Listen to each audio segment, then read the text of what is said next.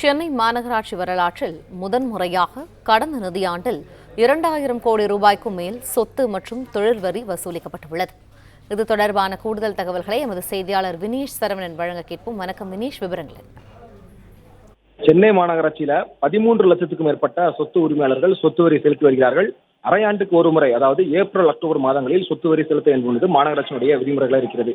இதற்கு முன்பாக கடந்த 2023, 2024 நிதியாண்டுல 1750 கோடியாக சொத்து வரி வசூலிக்கப்பட்ட நிலையில் இந்த நிதியாண்டில் 2024, 2025 நிதியாண்டுல 2000 கோடிக்கு மேலாக வரி வசூல் செய்ய இலக்கு நிர்ணயிக்கப்பட்டிருந்தது. அந்த இலக்கை எட்டுவதற்காகவே கடந்த ஒரு மாதமாக மாநகராட்சி வரி வசூலிப்பாளர்கள் வீடு வீடாக சென்று வரி வசூல் செய்து வந்தனர்.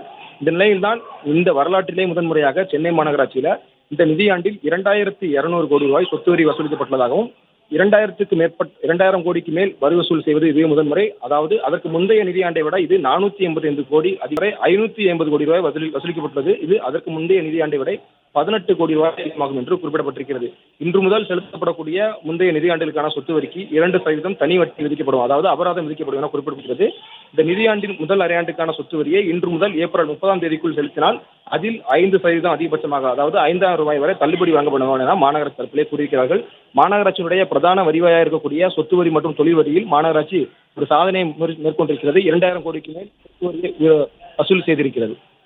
பிளே ஸ்டோர் மற்றும் ஆப் ஸ்டோரில் இருந்து பாலிமர் செயலியை QR கோடு மூலம் பதிவிறக்கம் செய்யுங்கள். செய்திகளை உடனுக்குடன் பெறுங்கள்.